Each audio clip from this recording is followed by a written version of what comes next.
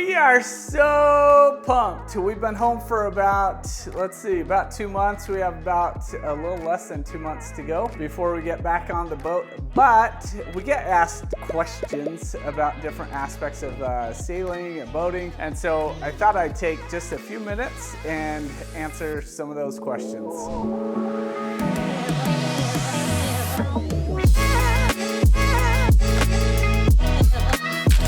The number one question everybody asks is, how much does it cost? The simple answer is it's way more expensive than I thought it'd be. And I thought, one, we'd buy a new boat so we didn't have as many maintenance issues or whatever. But it's so funny. It doesn't matter. New, old, you're gonna have issues. You're gonna have things that you're gonna have to spend money on. But you can get a pretty darn good boat for about $400,000 to $500,000. Yeah, you can go less, you can go more. But between $400,000 and $500,000, you can get a great boat that people sail around the world all the time in and no issues whatsoever. It's interesting. We talk about budget and different expenses. There's people that'll sail around the world on $40,000 to $100,000 boats all the time. There's people that build their boats by hand, build their own boats in their backyards, whatever, close to the water, and away they go. So there's so many different options on expenses, on how much you pay for a boat, but it really ends up costing us, I'm just gonna say, a couple $100,000 a year. Just between maintenance, fuel, dockage. Right now we're paying, I think it's like $2,200 a month just in storage. Then we have to do the bottom paint, which is a few thousand. We're about $20,000 to $25,000 in expenses, just kind of maintenance stuff because our boat's out. That's not dockage or anything, but then we're gonna be able to put it back in.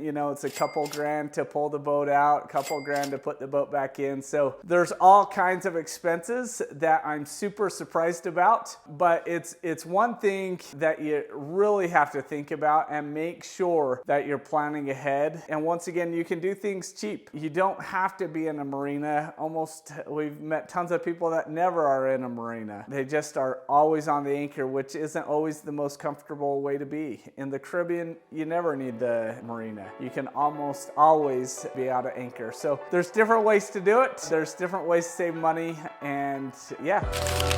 The next thing is, what are the biggest challenges that we have on the boat? One of the things that just comes to mind is family dynamics. It's not easy. We've lived for the past, I'm gonna say 6 years. We lived in an Airstream motorhome for a while. We've lived in very small spaces together as a family, but it's interesting to see people jump on a boat for the first time after living in a big old 5,000 square foot house and then jumping into a little teeny boat. But the thing that I think is most challenging though is that I've seen with our family, other families, it's hard once your kids get a little bit older. Even Owen is, he says little things about not wanting to go back to the boat these days, which shame on him. He doesn't know what's good for him. No, just kidding. He's awesome. But we love being in Utah. Utah's amazing. It's hard to be able to explain that and help your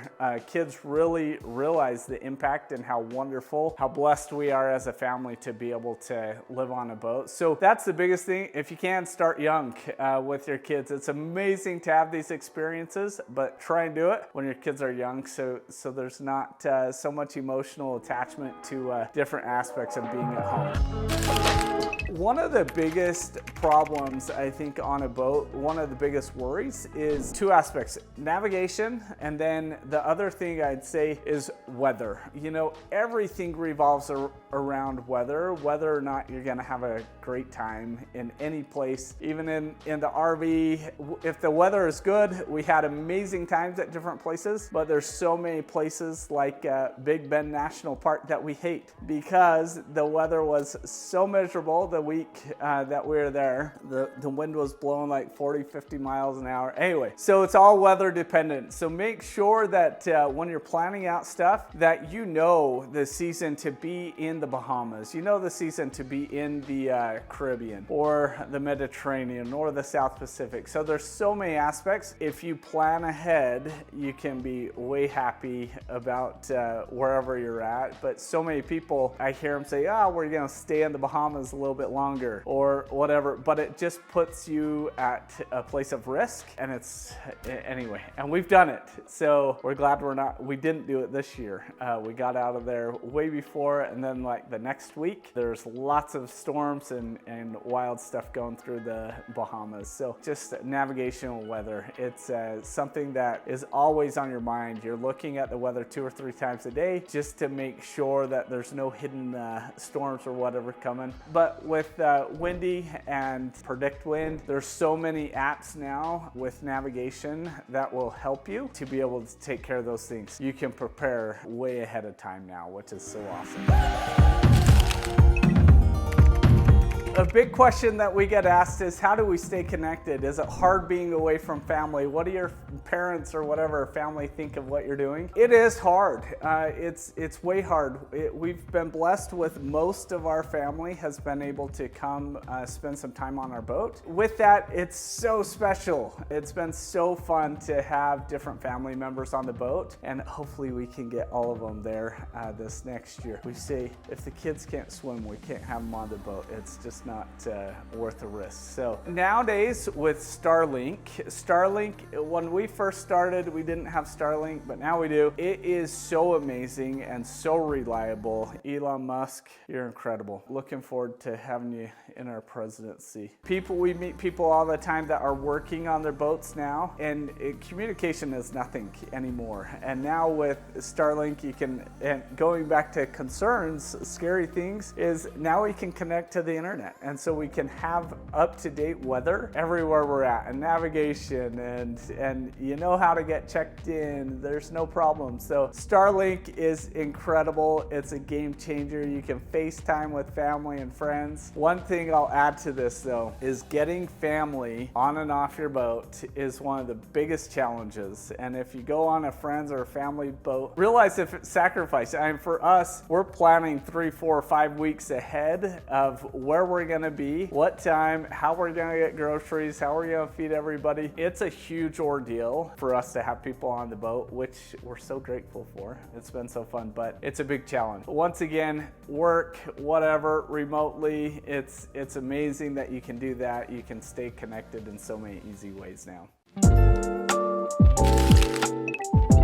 Where's your favorite place that you've been? Honestly, Utah, Alaska are amongst those for us. But as far as sailing in Croatia was so easy, is amazing. We didn't know what we were doing, and so we wish we could go back now, knowing how to sail and get around better on the boat. But Croatia was so spectacular, and Montenegro, the people there. But as far as the Caribbean goes, the Bahamas, there's nothing like it that we've seen today on the boat. And what's so nice about the Bahamas is it's just a short sail from the east coast of the US. It's so easy. There's anchorages everywhere. There's so many people around to help with different things, service and stuff.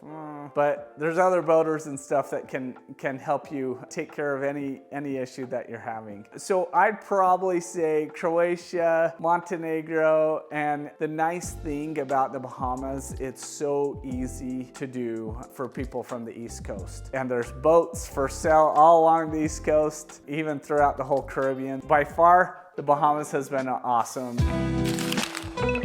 How do we take care of education and healthcare? Education is so evolving, and I'm gonna make Gina sit down and put together a quick video for next week, just about all the education aspects that we've been able to do over the years. Once again, now we started with a program called The Good and the Beautiful. It's a Christian-based program that is all in books, so you don't need any internet or anything, because when we started that, we didn't think that we would have internet, but now with Starlink, the kids are all online programs. Ruby right now is actually in a little private school here in southern Utah, which has been awesome. So we've loved that. But yeah, education, it's always evolving. It's a hard thing to tackle and figure out the best way. And I'm gonna say every 6 months, it seems to change. Some aspect of it changes. So anyway, next week we'll put together together kind of what we've done and the things that we've learned along the way. And one thing I'd say, our kids, I've blessed them with dyslexia, and so there's challenges with education. We've found some pretty awesome, I'm gonna say, programs, institutions that have truly blessed our lives beyond measure. Helped us so much in the realm of dyslexia and stuff. So it's been amazing to watch our kids flourish in that environment, in the education environment, where I was always the dumbest kid in the room, didn't know anything. And I can't believe I remember this, but a girl came up to me at recess one time and asked me, the spelling bee was coming up, and asked me how to spell enough. I had no idea. I was in 5th grade. I still don't know how to spell very well, but there's so many different programs. Our education is always evolving. So with that is healthcare. I have my personal healthcare through my business, but we also have MSOS. They've been so awesome. When we've had problems, we've called them. They've walked us through different things. We have a very extensive kit, and we did a video on that we'll link right here, so you'll be able to get back to that. But anyway, there's so many beautiful, wonderful things about sailing around the world. So don't hesitate to do it. But no, there's some big challenges to overcome. The biggest thing that we always say is set a goal, make the dream happen. It's not that hard if you just set that goal. If it's 10 years out, 15 years out, whatever, put a goal out there in front of you and make it happen. Thanks for hanging out with us. Looking forward to having you with us next week when we talk about education.